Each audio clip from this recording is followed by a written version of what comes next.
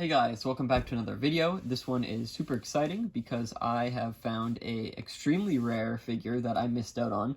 This guy was only available for like a week and I completely dropped the ball and missed out on him.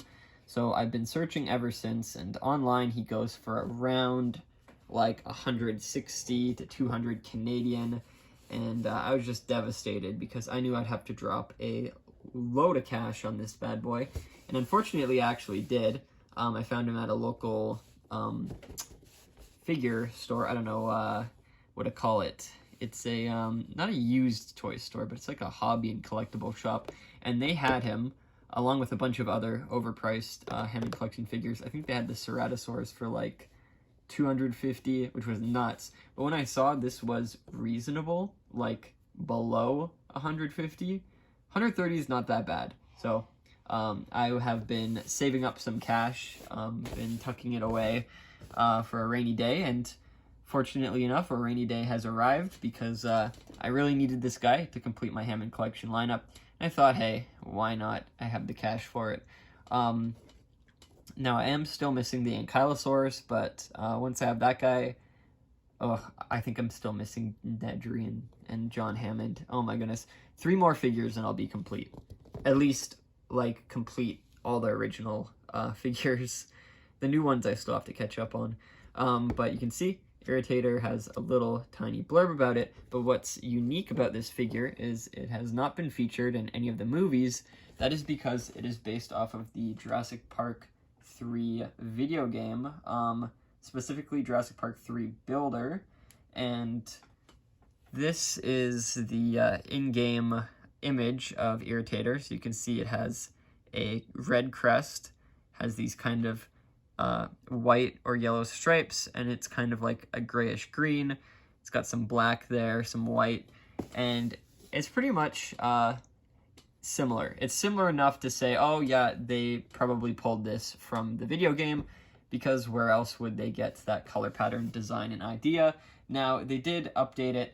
You can see it's got the sail on the back, but the tail in the game is straight and pointy and thin. This one is fat because Mattel loves to put these sails down the tail, these high ridges, and because we now know Spinosaurus had a more, what would I call it, lobed tail. It had 2 tall dorsal ridges going down the top and bottom, so they kind of mimicked it on their first Irritator figure, like so, and then later they just did it on the top, kind of like a salamander, which is really cool. I love it. They were very stylistic with it. Instead of having a super high ridge on the back, they had a super high ridge on the tail, which is very unique. They gave this guy huge arms and interlocking teeth like the last one. Now this one, I don't believe the teeth interlock, but it's less stylized and more accurate, I'd say, to what it would represent in life, which is pretty nice to deviate from the cartoonish looks a bit. And again, I do love how they based it off the video game. I don't think there's anything on the box that says that, though. This might be taken from the game. I can't remember. Someone else talked about it in another review. But hey, I am gonna unbox it because even though I spent a ton of money on it, I rather have it outside a box than in, so I can actually enjoy it in photography and stuff. And plus, I don't really think it looks too pretty in the box. The boxes are nice, but ultimately, I like them on the shelf.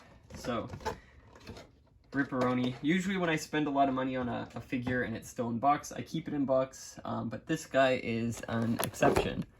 So, let's take the tail out. There's nothing holding it in. It has these kind of hard plastic bits here, and I think it's only on one side. I think that's part of why, or how it's posable. There are like entry points to put the thing in or whatever, maybe like stress relieving holes or something.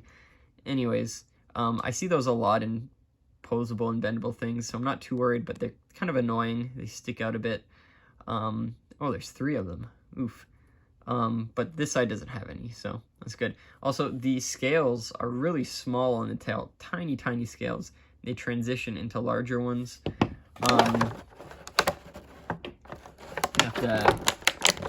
be careful with the unboxing on this one. I think I'll just cut them from the back.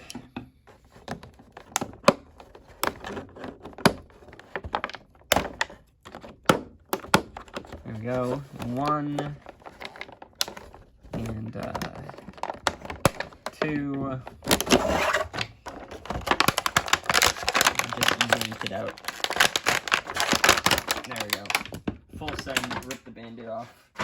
So, it's a very small figure. There's the tail socket. We'll just stick that in. Am I doing this right? No. I gotta line it up. There we go. And now I gotta rotate this. There's no paint on the tail. It's just paint on the underbelly. It stops between the legs and goes all the way up to the neck, to the bottom of the jaw. The arms are kind of small. I'm not really used to small Irritator arms because how beefy these ones are. Huge head. Oh my goodness. This guy's got a smaller head, very thin. Now, it's a narrow too. I'm not used to this. The Baryonyx figures in this lineup are, of course, incredibly inaccurate. And because of that, it makes the Irritator stand out, being, you know, the more accurate Spinosaur figure. So they don't really mesh well, in my opinion. In terms of their stylization, like whenever Jurassic World or Mattel makes a super accurate dinosaur kind of like this, to me at least, it stands out a lot. I'm used to the stylization, fitting into continuity, and then this is like discontinuity. So you can see stylization, proportions are big, looks like a monster. That looks more like a normal dinosaur, but let me just fish out my Baryonyx. I think I dropped it in the last video. You can see Baryonyx itself, wide snout, wide head, crocodile-like armor, and the proportions are pretty wonky. So it's not terrible. I mean, the head's it's not that bad. I thought it was gonna be worse. Honestly, it's not the worst. But still, it kind of stands out. Knowing what an accurate Baryonyx looks like, or is supposed to look like, in like body proportion and body shape and stuff, it does feel a bit weird to have these two together. I mean, you could say that the Irritator is a tad bit stylized, depending on what aspects of it you think are inaccurate. But regardless, it's, yeah, it is kind of a different style. I think that's what I want to say. It's a different style of figure, different style of dinosaur proportions. In terms of like the head sculpt, it is beautiful. It's brilliant. They did a great job on the details. The colors are fantastic. The choice of colors too and the patterns are phenomenal. The teeth are pretty nice. You can see they're actually all separate, and I think they're an individual rubber piece, whereas these ones are painted on and they're way bigger. And because of that, because of they're a part of the mold, they can't be as sharp, which kind of sucks, but oh well. And yeah, the crest is also nice. I love the way it stands out. Yeah, no, the colors are fantastic, and in scale with a person, it's a decent size. And again, I love the tail length. The length is great. That's one thing that Hammond collection does well, is for the most part, the tail lengths are fantastic. And the arms are also really nice, nice proportion, nice posability. And I love the tail, how it's pretty thick height-wise. It's thin side to side, but definitely has that Irritator tail vibe that Mattel's always been going for, to make it stand out from other Spinosaurs, which I think is great. It's got the hump on the back, little sail, fin, whatever. And the paint is fantastic. I do love the neck paint and the continuity with the body, and then all the stripes down the back. So this figure is very solid, and I'm glad I picked it up, even though it was for an insane price. I'm glad I finally have it, and I'm one dinosaur away from completing the original Hammond collection lineup, and then I can start catching up on the later figures.